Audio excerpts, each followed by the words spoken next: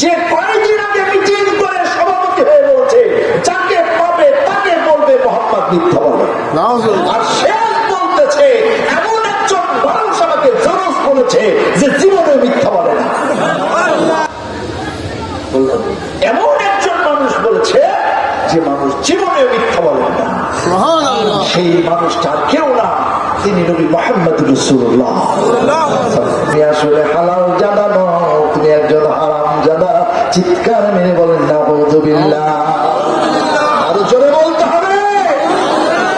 আজও যারা ইসলামের দুশমনি করে খবর দিয়ে দেখা যায় তাদের অনেকেরই পিতৃ পরিচয় নাই। আমি যে সূরাটার আয়াত তেলাওয়াত করেছি, সূরাটার নাম মুমিনুন।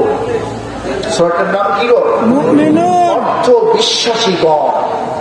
নাজিল হয়েছিল মক্কা। নাজিল হয়েছিল কোথায়? মক্কা। হযরত ওমর ইবনে খাত্তাব রাদিয়াল্লাহু তাআলা বলেন, এই আয়াতগুলো নাজিল হওয়ার সময় আমি নবীজির পাশে ছিলাম। সুবহানাল্লাহ। হঠাৎ করে দেখলাম মৌমাছির চাক ভেঙে এক স্থান থেকে অন্য স্থানে যেতে গেলে যেমন একটা গুড়গুড় বো বো আওয়াজ হয়, নবীজির পাশে ওইরকম একটা আওয়াজ হচ্ছে। বুঝলাম জিবরাইল আসলাম এসে গেছে, ওহি নাজিল করতেছে। কোরআনের সম্মানার্থে যতজন সাহাবী আমরা নবীজির চতুর্দিকে ছিলাম সব চুপ হয়ে গেলাম, কোরআনের সাথে যেন বেয়াদবি না হয়। কোরআনের সাথে যেন বেয়াদবি না হয়, এই জন্য আমরা সবাই চুপ হয়ে গেলাম। কিছুক্ষণ পরে ওই ভাবটা কেটে গেল, আওয়াজ বন্ধ হয়ে গেল। হযরত ওমর বলে, সবার আগে আমি দৌড়ে গেলাম, দেখি নবীজি কাঁদছেন আর একটা দোয়া করছে। দোয়া করছে, চোখ দিয়ে পানি ফেলছে। আল্লাহুম্মা জিদনা ওয়ালা তানকুসনা ওয়া আকরিমনা ওয়ালা তুহিন্না ইলা আখিরিল হাদিস। নবী আমার বলতেছেন, আয় আল্লাহ তুমি আরো বেশি করে দাও, আরো বেশি করে দাও, কম দিও না, আমাদের সম্মান বানিয়ে দাও, আমাদেরকে লাঞ্ছিত করো না। ইয়া আল্লাহ আমাদেরকে এটা দাও সেটা দাও বলে বলে নবীজি আল্লাহর কাছে চাচ্ছে। হযরত ওমর রাদিয়াল্লাহু তাআলা বললেন, ইয়া রাসূলুল্লাহ কি পাইলেন যে আরো বেশি চাইলেন? কি পাইলেন যে আরো বেশি চাইলেন? হুজুর আমার বললেন, শুনে নাও, এই মাত্র জিবরাইল আলাইহিস সালাম আমার কাছে এসে কোরআনুল কারীমের 10টি আয়াত নাজিল করে দিয়েছে। জিবরাইল যে 10টি আয়াত নাজিল করে গেল, ওমর রে এই আয়াতগুলোর উপরে আমার কোন উম্মত যদি আমল করে, আমি নবী গ্যারান্টি দিয়ে নিশ্চয়তা দিয়ে বলে যাচ্ছি, ওমর রে আমার ওই উম্মতটি অবশ্যই আল্লাহর জান্নাতি উম্মত হবে। জান্নাতি হতে রাজি আছে কি? হাত তুলি। আমি রাজি। যারা যারা জান্নাতে যেতে রাজি একটু হাতটা সোজা রাখো। আল্লাহ যদিও জান্নাতের কাজ করতে পারি না, তুমি ছাড়া কারো দরবারের হাত তুলি না, এই ঠোঁট দিয়ে তুমি ছাড়া কাউকে আল্লাহ বলে ডাকি না। তোমার কাছে দোয়া করে বলি আমাদেরকে জান্নাতি বলে কবুল করো। আজকের এই কুয়াশা ভেজা রাতে মানুষগুলো যারা বসে হাত তুলে তোমার দরবারে হাত তুলে সাক্ষ্য দিচ্ছে, তারা জান্নাতে যেতে চায় বলে অভিপ্রকাশ করছে। আল্লাহ তুমি আমাদের জান্নাতি বলে কবুল করো না, আল্লাহ তুমি কবুল করো না বলে আমিন। আল্লাহ নবীজি জীবনে কয়টা মিথ্যা কথা বলছে? চুপ করে আছেন যারা, কয়টার পক্ষে তারা আওয়াজ দিয়ে বলেন, বিশ্ব নবী জীবনে কোনদিন একটা মিথ্যা কথা বলেছে এটা কি কারো জানা আছে? আমি যে সত্য কথা বলি এ কথা আমার বহু বিশ্বাস করে, আমাকে দিয়ে বললাম কথাটা উদাহরণ হিসাবে আমাকে দিয়ে বললাম। আমি যে সত্যবাদী এটা আমার বহু বিশ্বাস করতে চায়। 3500 টাকা দিয়ে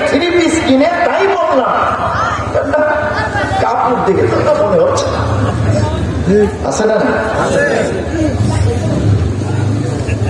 আমি যে সত্যবাদী, মাঝে মধ্যে আমাদের স্ত্রী বিশ্বাস করে না।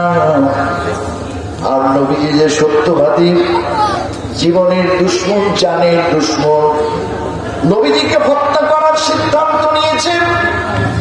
বিশ্বনবীকে যেখানে পাবে সেখানে মারবে বলে সিদ্ধান্ত নিয়েছে, ঘোষণা করে দিয়েছে। বিল গেটস, সেই আপনার হিটলারের প্রচারমন্ত্রী, গোয়েবলসের থিওরি, একটা মিথ্যা যদি 100 বার বলা যায়, ওই মিথ্যাটা নাকি সত্যে পরিণত হয়।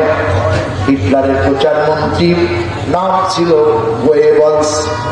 এই গোয়েবলসের থিওরি ছিল, একটা মিথ্যা যদি 100 বার প্রচার করা যায়, সবার মধ্যে যদি ওটা বের করে দেওয়া যায়, লোকেরা ওটাকে সত্য বলে ভেবে নেয়। লোকেরা ওটাকে আর কি বলে, রেডিমেড, স্যার ওঠে কিছু না কিছু।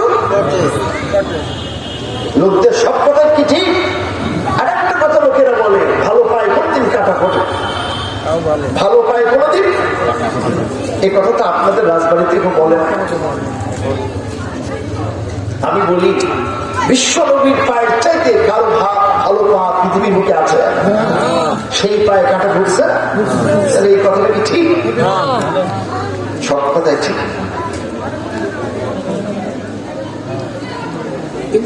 আমার নবীজির বিরুদ্ধে মক্কার একজন দুরাচার বখাটে মাস্তান, ছেলেটির নাম ছিল ওয়ালিদ ইবনে মুগীরা, সভাপতি হয়ে মিটিং করে সবাইকে বলে দিল, আজকের সিদ্ধান্ত হলো, পথে ঘাটে, হাটে বাজারে, যেখানে যাকে পাবে তার কাছে তোমরা প্রচার করবে, মুহাম্মদ, আমরা বলি সাল্লাল্লাহু আলাইহি ওয়াসাল্লাম, মিথ্যা বলে যদি বলুন নাউজুবিল্লাহ। সে মিথ্যাবাদী, যাকে যেখানে পাবে সবার আগে তোমরা এই কথাটা বলবে, কায়দা কৌশল করে মুখে মুখে প্রচার করতে হবে যে নবী মুহাম্মদ, মহব্বতে আমরা বলি সাল্লাল্লাহু আলাইহি ওয়াসাল্লাম, এই লোকটার বিরুদ্ধে আমাদের মিশন হবে, তাকে মিথ্যাবাদী বলে প্রমাণ করা। জোরে বলুন নাউজুবিল্লাহ। আমার আল্লাহ তার মধ্যে প্রমাণ করে দিলেন রাসূল সত্যবাদী। সুবহানাল্লাহ। জোরে বলা যাবে না?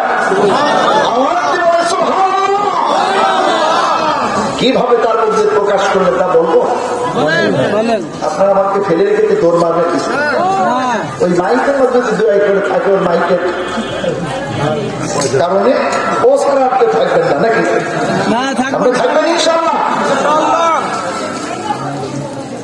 ওয়ালিদ ইবনে মুগীরা মক্কার বুকে অত্যন্ত সাহসী, এত বড় মাস্তান, কাউকে কিছু পরোয়া করত না।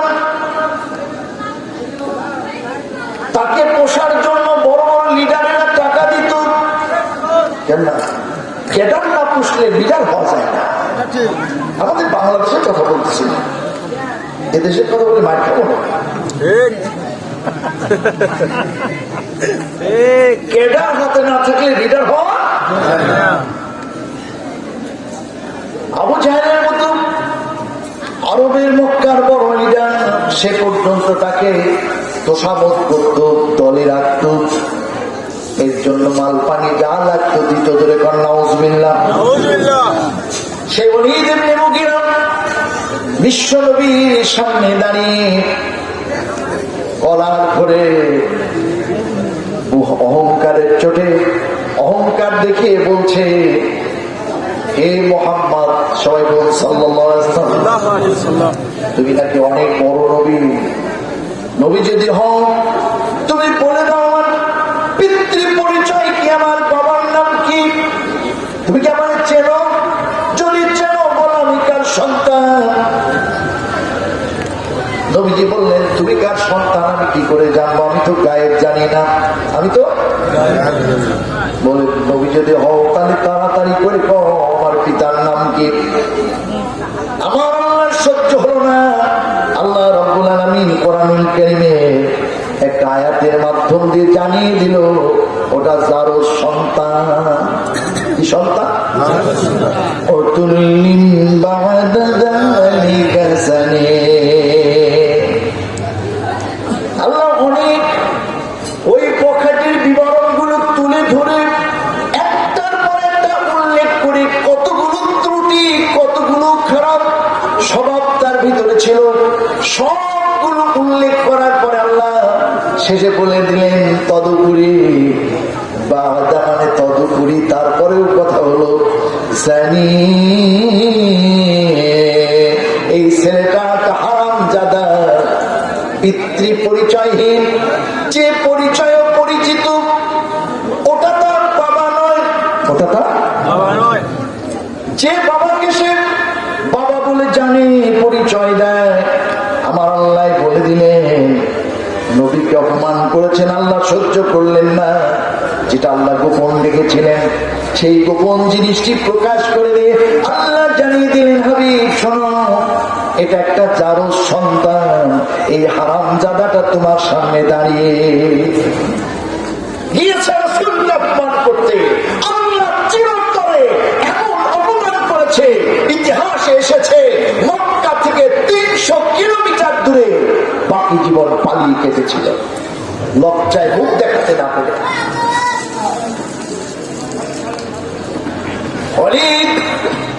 এই কথাটি শোনার পরে নবীজির উপরে চোখ লাগিয়ে বলল, এত বড় স্পর্ধা, তুমি আমাকে জারজ সন্তান বললে? আমার নবীজি বললেন, আমি বলি নাই, আল্লাহ বলেছেন। কে বলেছে? আল্লাহ। কে বলেছে? আলেমের পিছনে লাগো, নবীর পিছনে লাগো, তোমার পিছনে লাগার জন্য একজন আছে। তিনি কে? চিল্লা বলেন, তিনি কে? আল্লাহ আজও আছে না? না, বেশি বাড়ো না। এই দিনই সেই দিন না, এই দিনই শেষ না, এই দিনই দিন না, আরো দিন, এই দিন নিয়ে যাবে কিন্তু মানুষ ভুলে গেছে। যখন নবীজির উপরে রেগে গেছেন, আমার নবীজির সাহসিকতা শুনে বললেন, যাও তুমি তথ্য অনুসন্ধান করো, তোমার মায়ের কাছে জিগাও। বখাটেরা মা বাবাকে মানে না,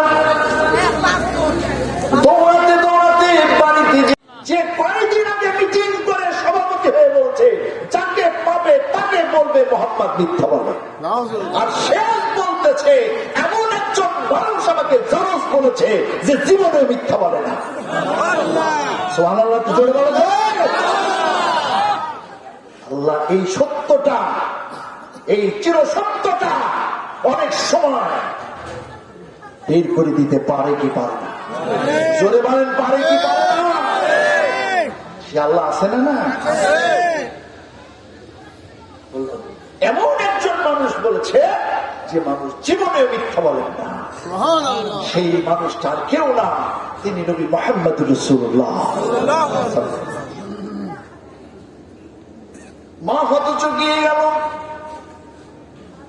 সন্তানের দিকে তাকিয়ে বলল, মেরে ফেলো, জমাই করে দাও, যা খুশি তাই করো, আমি মিথ্যা বলবো না। তোমার সামনে দাঁড়িয়ে যে মুহাম্মদ সাল্লাল্লাহু আলাইহি ওয়াসাল্লাম বলেছেন তুমি যারো সন্তান, সত্যি তিনি বলেছেন। তোমার পিতা যদিও নয়, কিন্তু আমার তো স্বামী এই মক্কা নগরীর ভিতরে একজন সম্মানিত ব্যক্তি ছিলেন, তাকওয়ালা মানুষ ছিলেন, অনেক পরিচিত ব্যক্তিত্ব ছিলেন, মানুষ ছিলেন বটে, কিন্তু যৌন জীবনে উনি দুর্বল ছিলেন। আমার স্বামীর এই দুর্বলতার কারণে আমি তার স্ত্রী হয়ে তার অনুপস্থিতিতে আমার স্বামীর অবর্তমানে তারই একজন গোলাম, যে নাকি ঘোড়ার গোহালের দায়িত্ব পালন করত, ঘোড়াগুলোকে খাওয়াতো, ঘোড়ার বিচড়ি কেটে দিত, ছোলা ভুসি ইত্যাদি খাওয়াতো, গোসল করাতো। সেই গোলামটার সঙ্গে আমি স্বামীর অবর্তমানে ব্যভিচারে লিপ্ত হতাম, মেলামেশা করতাম। সেই মিলনের ফসলে ওরে অনেক তুই জন্ম নিয়েছিস আসলে আমার স্বামীর, আমার বিবাহিত স্বামীর দ্বারা তুমি জন্ম নাও না। অতএব ওই মোহাম্মদ সাল্লাল্লাহু আলাইহি ওয়াসাল্লাম ওহীর এলেম দিয়ে যেটা বলেছে ওটাই সত্য। তুমি আসলে হালাল জাদা নও, তুমি একজন হারাম জাদা। চিৎকার মেরে বলেন নাউযুবিল্লাহ। আরো জোরে বলতে হবে। আজও যারা ইসলামের দুশমনি করে খবর দিয়ে দেখা যায় তাদের অনেকেরই পিতৃ পরিচয় নাই।